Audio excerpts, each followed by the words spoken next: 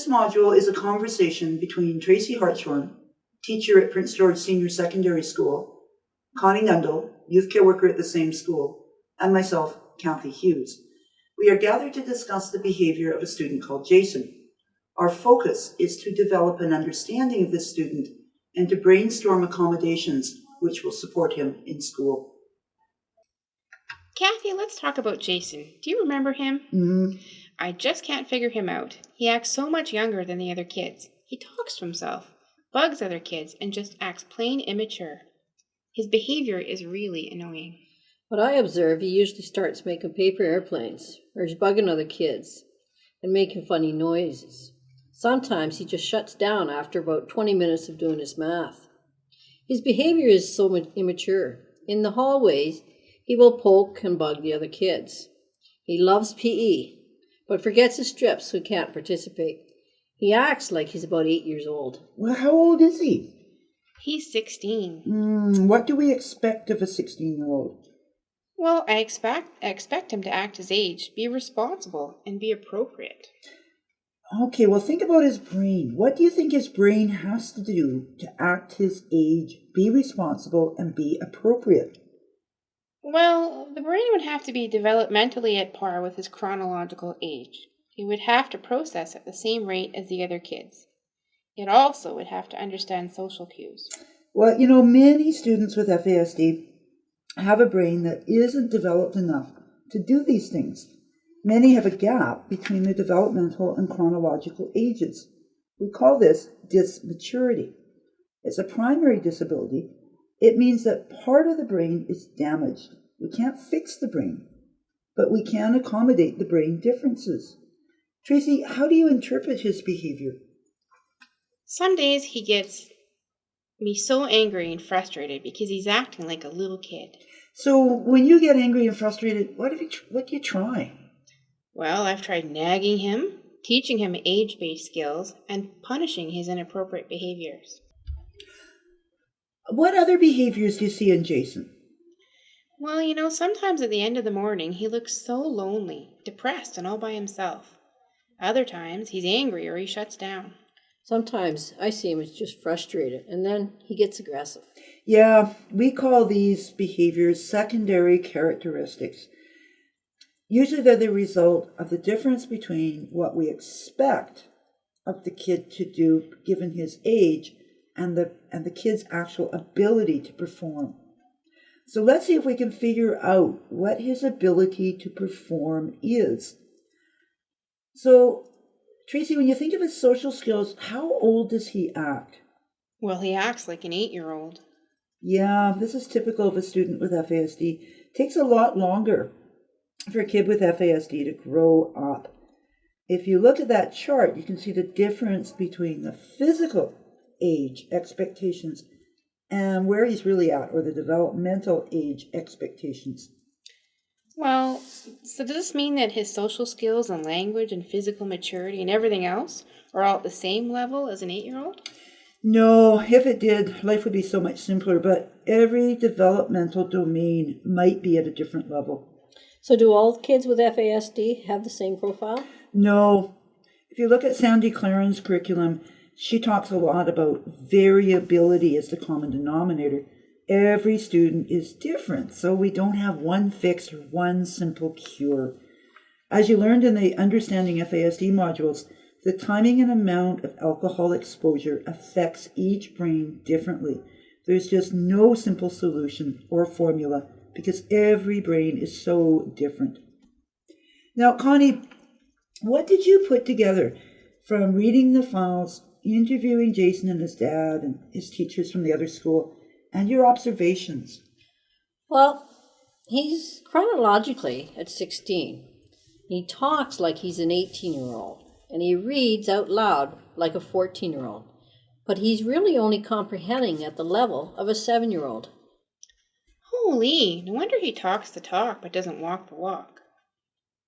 And his money and time concepts are about the level of a 7-year-old. Oh man, so that's why he has such a hard time with math. Do you figure that's why he acts out so much when it's math time?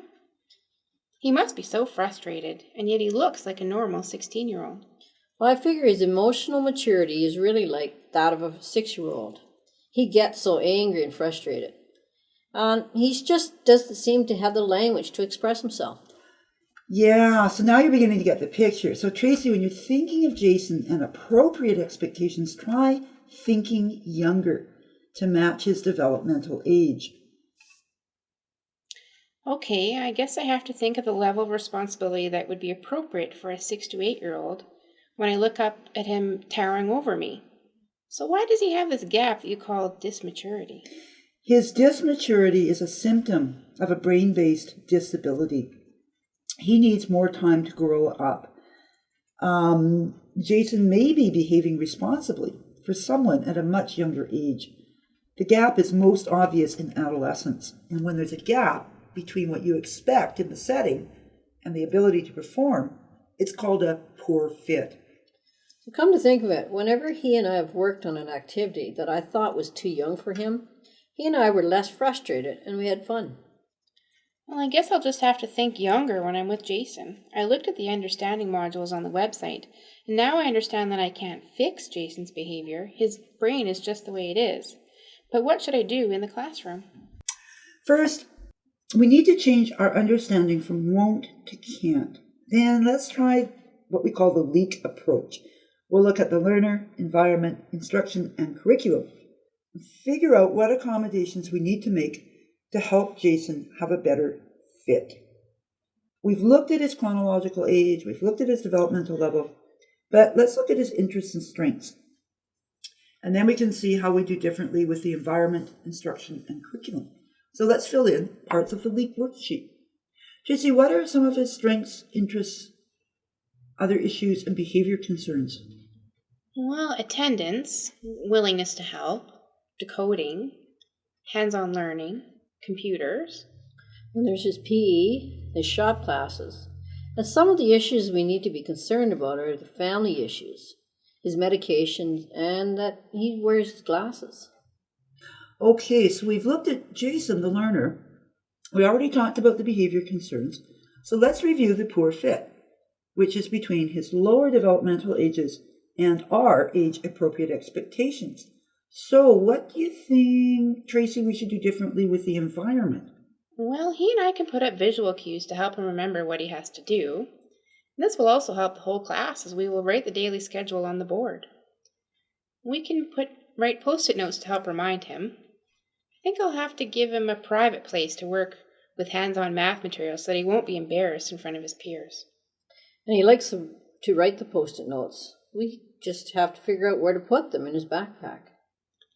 Maybe we can stick them on the back of his Discman. I think I'll keep an extra gym strip in my office. I'm still puzzling over hallway behavior, though. Tracy, how about making a deal with his elective teachers that Jason leave here before the hallways are crowded, and that he arrive in the next class in time to help the teachers set up? Well, what about instruction and curriculum? Oh man, I need to use hands-on materials and the computer. I think I'll set him up on a computer math program. At the end of each class, we can play math bingo with the whole class and do a lot more kinesthetic activities. He loves role plays, and he loves to read Darwin stories, but I'll pick the stories. And I think with the math that I'll totally change the curriculum and give him fewer questions. I'll also give him planned breaks every 20 minutes. And you know, I can get him going on math on the computer as soon as he comes to class because he likes it. Then I can get the rest of the class working, then spend time with him individually. I think if I help him get started with his work, instead of just expecting him to start automatically, he will have more success. And I need to prompt him instead of ragging on him. And I need to keep language simple and clear and repeat the same words slowly and many times. And I'll write the instructions on the board, one step at a time. Holy! I like your idea about the math bingo with the whole class. It's important to do stuff that Jason can do and that the whole class can do so that he does feel part of it. But it's got to be something where he's going to have some success. So that's a great idea. I think I'll talk to Jason about these ideas and see if he's got other ideas about what works. Then I'll phone home and talk with his dad about our ideas. And I'll share these accommodations in his IEP and with his other teachers. Okay, well, I think using the LEIC strategy is a great idea and it will really help everyone. But that's my idea. So why don't you guys try this for a couple of weeks, and then we'll meet again and see how he's doing. Okay, so have a good time, and thank you. Great. Thanks Thanks, a lot. Kathy.